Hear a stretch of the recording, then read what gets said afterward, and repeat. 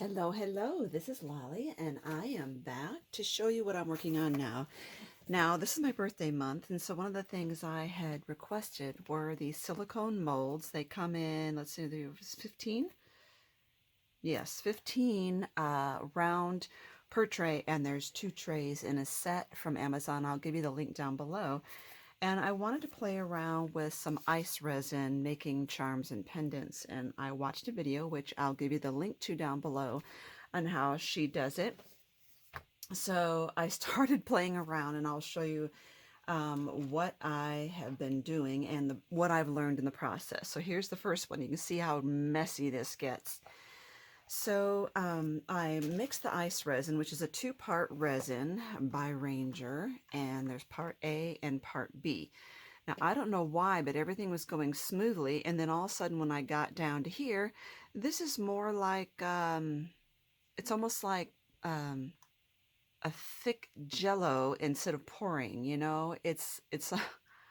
It's almost like a paste, and it doesn't pour out anymore, and it's kind of cloudy, so it's almost like this is really old, which it shouldn't be. But anyway, so I started off doing okay, but now I see that it is slightly cloudy here, so I'm going to have to get another set. So what I've done, and I'll show you on this one, because also for my birthday we went shopping to a mall that had a Disney store in it, and I picked these up because I thought they would make really great molds. And so when you mix it up per direction, which is slowly mixing it up with a nice flat stick for 2 minutes and then let it set for 5 minutes, you pour a little amount in here. There's no rocket science as to how much you put in there. It's totally up to you. I pour just enough to cover the bottom, and then I put these word beads in there, and then I put a little more ice resin on top. And then I let that cure, which takes about 8 to 12 hours. And then I put another thin layer of ice resin. This is another, this is round 2. And then I pour sequins and little beads or whatever little things that I have that I want to embellish with, and then coat that with ice resin as well. And that has to cure up for 8 to 12 hours. And then I mix up another batch of ice resin and put just a teeny, and I mean teeny, amount of acrylic paint in the ice resin, mix it up, and pour it on top to give a solid coat. Here's a piece of blue that I had mixed up, and I will show you the results and how it turned out. There's a drip of pink, and I think that I added a little too much acrylic paint, and I didn't start with the colors of acrylic paint I wanted, but more of that later. So these two here, you will see, I'll pop one out to show you. This one has a little camera in it, and it's glittery. The camera's glittery, but it doesn't have enough of a color to really make an impact. And then you can see all the holographic sequins I put behind it. I have not put the the acrylic paint on top of those. This one is a little Minnie Mouse charm or flat back resin piece, and then I put colored resin behind that. And again, I felt I had a hard time, I think, getting rid of all the little micro air bubbles in this, because now the resin seems thick and just not as fresh as it should be. So let me show you the ones I've been working on. These ones are the results of my project so far. So here's one here, and believe it or not, this flower used to look like one of these, but when you put it down into the resin, you lose the fact that it has depth. I'm going to zoom in a little bit here so you can see more clearly. See, this was a pink one that looked just like this, but you lose the depth of the bead. So that's one thing I learned. Okay, this was when I was doing the clear resin, so I haven't fixed this one up yet, to finish it, but I will do that pretty soon in part 2.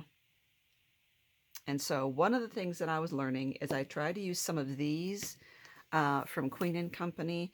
They're too staticky, and when you try to sprinkle them into the mold, they get everywhere, including all over the sides of the mold, and then you can't get it away from the sides, so that was a mistake.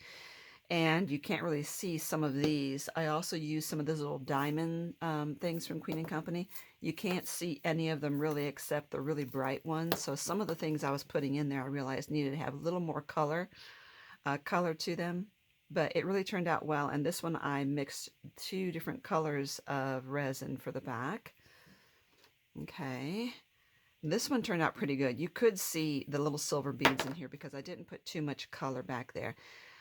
These beads here have a hole drilled down the side. So when you're pouring the resin, you can, as the resin's rising, the bubbles are rising, you can get a really big air bubble popping out. So you need to keep an eye on that. So what I do when I pour my resin, in the video you'll see her using heat to get the bubbles out. Never worked for me ever. When I first started using resin, and I mean over 20 years ago, it was a different brand and I don't like it and I won't even bother with it because it yellows over time. But I learned that the carbon dioxide from your breath will get the bubbles to rise. So when it's in the mold, like this, when you pour it, hold your hair out of the way and just lean over it and go, exhale gently with your mouth wide open over it, and you will see all the bubbles coming up. So what I do is I blow on it, like breathe on it, about every 5 minutes or so for half an hour. Okay, so that was this one, Song. And then this one, I think I used too bright of a color. I wanted more of a pastel color. This one says Dance. The colors that I have in the sequins, etc., are nice and pretty, and it had a nice, better contrast. Here's another one. It's another Mickey, or Minnie, excuse me. It doesn't come out really well, and I didn't do any of the sequins in glitter, just the Minnie. Another problem I noticed was once I had all of these embellishments, etc., face down in my tray, I forgot what color they were. And so but because of that, I couldn't remember what colors of sequins or anything I could use to enhance the image. So I think next time what I'll do is I will draw out a 15 tray whole on a piece of paper, and I will write on there what the color scheme is. I think that will help me. Here's another one. It says Special, and it's got some good sparklies in there. And this was a flat back silver bowl. I really think that turned out cute. Oh, I flipped this one back over. This one says Friend, and this one also has some really good color contrast in a sequins. I find that some of the mixes do really well. I'll kind of save my favorite one for last. I'm sorry for the glare. Let's see if I can aiming it up a little bit. Does that change some of the glare? You can see. I don't know. A little bit. Decreases the glare just a little bit. This one says Dream, and I think it does look kind of dreamy, so I think that one came out pretty well too. And this one, I put a metal snowflake there, and then I went with blues and really light blue colors because I think they'll look well with a snowflake theme. This one says Believe, and again, it looks like just a solid silver image there, but it was actually a domed, multifaceted gem that ends up looking completely flat in there. So you don't always know how these are going to turn out, but once you do and practice with them, you know which ones are going to look really well. And this one says Make, and it's for a friend. And again, I wish I had more differing colors in there than what I do, but it's still really pretty and dreamy. And this one I made for myself, definitely. I purchased a while ago. I don't know where I got these from. Probably Michael's or something. It's in the Kid Craft area. And they're little letters hanging on a little loop like this. And then I just snap the loop off and end up with the letters. So I put LPZ because that is how I abbreviate Lollipalooza. And I figure what better way to embellish my own personal charm than to put this itty bitty paperclip in there from Doodlebug. So I added some confetti in there, more confetti than I did glitter and sequins. So, and it's pink on the back. So the next step, again, watch the video below. The next step will be to sand this down a little bit and glue a jewelry bail on there and then put another coat of resin on there. So let me pull out a little bit here. There. So that's my set so far.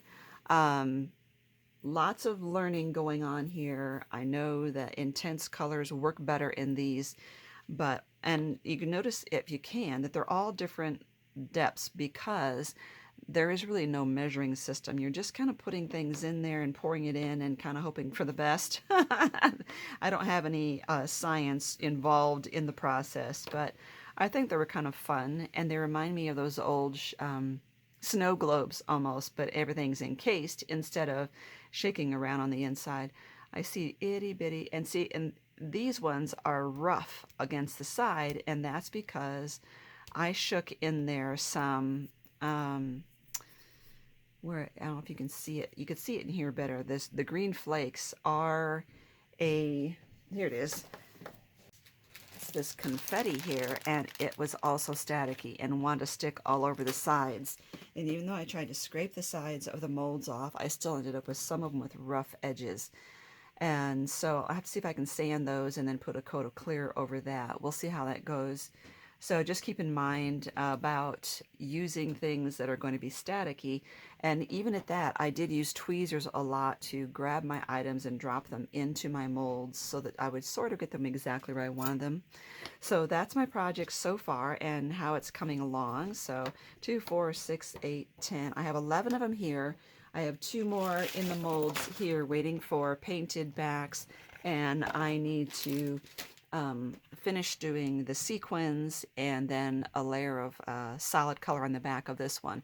Oh, and you'll note these words. It says Forever Sport, but the other side says something else. I think it said Special Wish. So you have to keep in mind which side of the word you want showing. So I don't want to pop this one out yet because it's super thin, and when it gets thicker I'll pop it out and it'll be part of my part 2 video. Thank you everyone for watching. Make sure you look at that link down below.